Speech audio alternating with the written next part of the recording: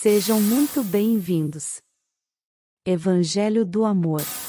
Chegamos no Novo Testamento, eu não vou me estender muito nesses exemplos. Eu quero apresentar mais alguns que são desculpas que foram dadas a Jesus. Sejam muito bem-vindos ao nosso canal. Hoje estamos aqui com um pedido especial para todos os nossos queridos inscritos. Se você ainda não faz parte da nossa família, não se esqueça de se inscrever para não perder nenhum conteúdo incrível que estamos preparando para vocês. Lucas capítulo 9, de 59 a 62, diz assim: a outro Jesus disse: siga-me. Mas ele respondeu: Senhor, deixe-me primeiro sepultar meu pai. Mas Jesus insistiu: deixe que os mortos sepultem os seus mortos. Você, porém, vá e anuncie o reino de Deus. Outro lhe disse: Senhor, quero segui-lo, mas permita que antes disso eu me despeça das pessoas da minha casa. Mas Jesus lhe respondeu: ninguém que põe a mão no arado e olha para trás é apto para o reino de Deus. Há uma série de especulações entre os estudiosos e os comentaristas bíblicos sobre o que significa a frase: deixe-me ir primeiro sepultar meu pai. Mas é praticamente um consenso, ninguém acredita que o pai tinha acabado de morrer.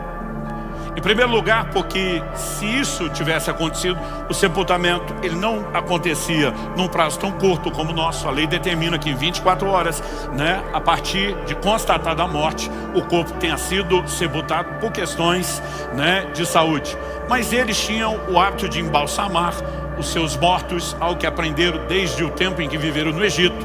E normalmente havia tempo para se chorar, para se lamentar os mortos. Aqui eles estavam fazendo isso antes do sepultamento.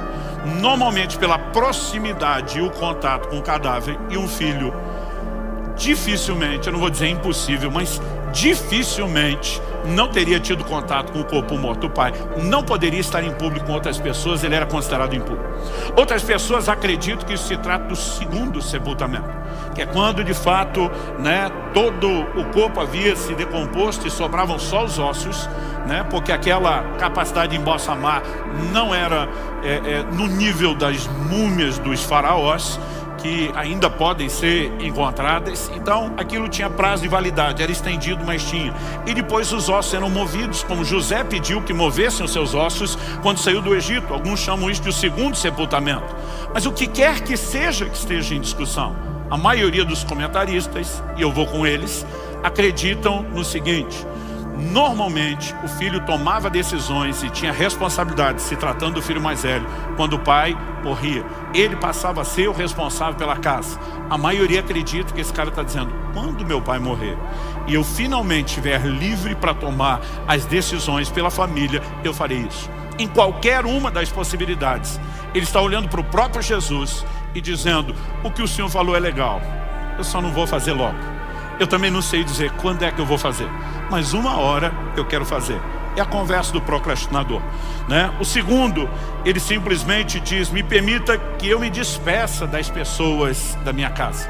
E aqui nós podemos imaginar que Jesus não está apenas avaliando a conversa.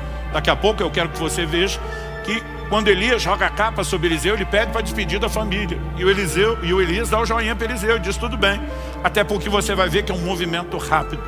Aqui nós podemos imaginar que o Senhor está lendo o coração da pessoa e não apenas a sua resposta. Mas igualmente Jesus diz: aquele que põe a mão no arado e olha para trás não é apto para o reino de Deus. E eu percebo que várias pessoas, elas demonstram um mix de sentimentos que acabam falando mais alto do que as suas prioridades.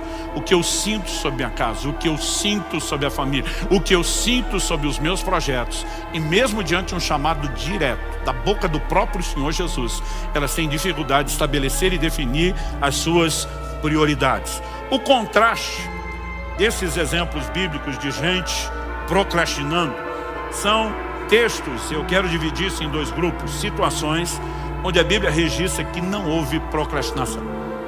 Nesse grupo que não procrastinou, eu quero dividir os exemplos em dois, subdividir em dois grupos: os que agiram imediatamente e aqueles que refletiram antes de agir, mas também não demoraram para agir. Os que agiram imediatamente. Em Gênesis, no capítulo 17, no verso 23, a Bíblia nos mostra que depois que Deus falou com Abraão, institui a aliança da circuncisão por meio de uma revelação clara. O texto de Gênesis 17, 23, naquele mesmo dia, Tipo, ele nem deixou para depois.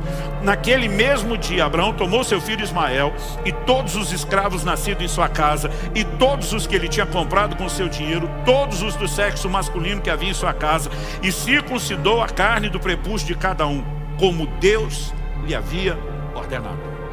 Então a atitude de Abraão é mais ou menos: Deus falou, está falado, bora cumprir, bora executar. A mesma atitude é demonstrada em Gênesis 22, quando Deus fala com Abraão e diz: eu quero que você me ofereça seu filho, seu único filho, o filho a quem você ama, né? Eu brinco que parece que Deus está dificultando. Se falar só o filho já era difícil, agora diz seu filho, seu único filho, o filho que você ama, e eu quero que você me ofereça em sacrifício. Gênesis 22, 3 diz: na manhã seguinte, Abraão levantou-se de madrugada. Então, ele simplesmente espera o momento que está próximo do amanhecer, mas antes mesmo da luz sair, ele se levanta e diz: vamos fazer o que Deus executou. Porque se Deus falou, está falado. Em 1 Reis, no capítulo 19, de 19 a 21, nós temos o chamado de Eliseu, que eu mencionei agora há pouco. O texto sagrado diz: Elias saiu dali e encontrou Eliseu, filho de Safate, que estava lavrando com 12 juntas de bois adiante dele. Ele estava com a 12ª junta. Elias passou por ele, lançou o seu manto sobre ele. Então Eliseu deixou os bois, correu atrás de Elias e disse: deixa-me beijar o meu pai e minha mãe, então eu seguirei. Elias respondeu: vai e volte, pois você já sabe o que fiz com você. Eliseu voltou para trás, pegou a junta de bois e os sacrificou. E com os equipamentos dos bois, cozinhou a carne, deu ao povo, eles comeram. Então se levantou, seguiu Elias e o serviu. Ele despede da família, ele despede das pessoas à volta, ele simplesmente sacrifica o instrumento de trabalho, ele não termina o que ele estava fazendo o arado, e ele imediatamente se dispõe para cumprir o seu chamado. É o que nós lemos em Marcos, no capítulo 1, no verso 18, o chamado dos irmãos Pedro e André, quando Jesus simplesmente passa por eles e o chama. A Bíblia registra, Marcos 1, 18, eles deixaram imediatamente as redes e o seguiram. Algo curioso que você vai perceber é que Deus nunca chamou ninguém para fazer coisa nenhuma que estivesse desocupado. Nunca, você não vai achar um exemplo bíblico. Todo mundo que Deus chamou estava trabalhando. Porque se não trabalha no que é natural, com certeza vai fazer corpo mole para aquilo que é espiritual. E sabe, muitas vezes nós separamos demais as coisas. Nós espiritualizamos demais. A gente acha que procrastinar na vida natural não tem nada a ver com a forma de vivermos a vida espiritual. Mas a verdade é que nós refletimos na vida espiritual os valores e as práticas que nós temos naquilo que é natural. E o Senhor está atrás não só de gente que trabalha, mas de gente que consiga dizer: eu vou te atender e eu vou fazer logo aquilo que o Senhor está mandando, aquilo que o Senhor está determinando. Em Atos 16, 10, nós temos a resposta de Paulo. A Bíblia diz que à noite ele tem uma visão de um jovem da Macedônia que aparece a ele e diz: passa a Macedônia e ajuda-nos. E Atos 16, 10 registra: assim que Paulo teve a visão, imediatamente procuramos partir para aquele destino. Respostas instantâneas, imediatas, sem nenhuma enrolação, sem nenhuma procrastinação. Pastor, mas teve gente que não agiu assim tão depressa? Tem pelo menos 2 exemplos que merecem a minha e a sua atenção. São aqueles que refletiram antes de agir. Mas mesmo nesse grupo você não vê uma demora na reflexão e nem vê uma demora no pós-reflexão, que diz respeito à ação. O primeiro deles, José, que teria a honrosa, gloriosa e grande missão de ser a figura paterna na criação de Jesus. A Bíblia diz em Mateus, no capítulo 1, de 18 a 20, o seguinte: o nascimento de Jesus Cristo foi assim.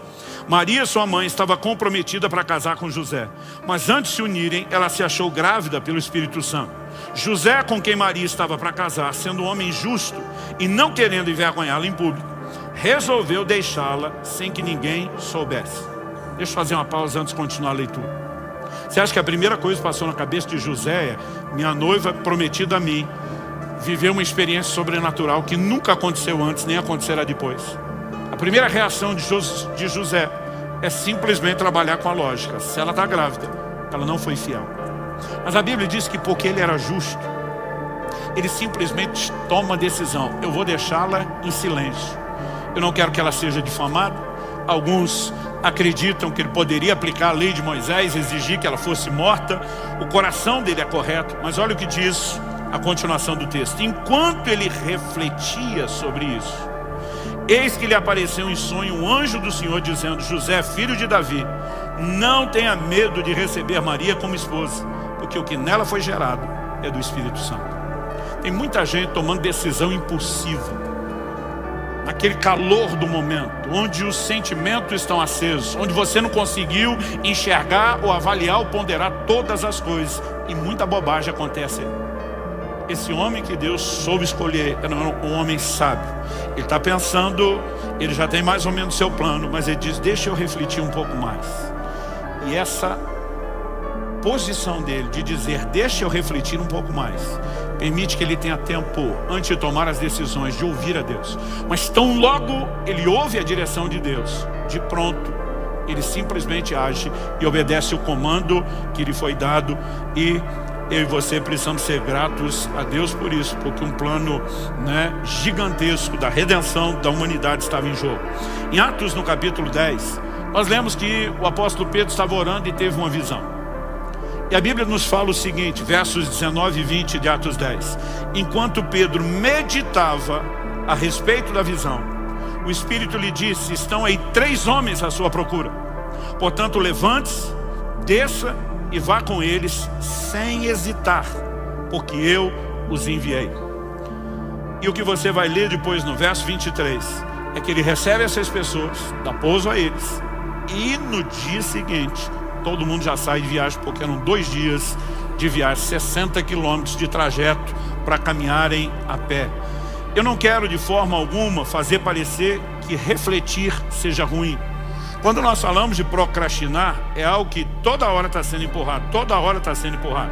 Não, segunda eu vou começar a dieta. Mas na segunda ele diz, pode ser na outra segunda, porque afinal de contas, qualquer segunda está no seu dia. Então existem coisas que vão sendo prorrogadas de forma indefinida. Existem outras que você pode chamar de planejamento estratégico. Tem hora que não adianta sair correndo sem entender com clareza o que te aguarda. Provérbios diz no capítulo 20, no verso 25, é uma armadilha dizer precipitadamente, isso é santo, e só refletir depois de fazer o voto. Então a Bíblia está dizendo, é importante que você reflita antes de tomar decisões. Agora, o que você não pode, em nome da reflexão, passar a vida inteira refletindo e nunca tomar a tal da decisão de fazer aquilo que tem que ser feito ou de completar aquilo que foi começado. Se inscreva para receber mensagens da Palavra de Deus para seu coração. Compartilhe essa mensagem para mais vidas serem alcançadas. Que você tenha um dia repleto de paz e de bênçãos vindas da parte de Deus.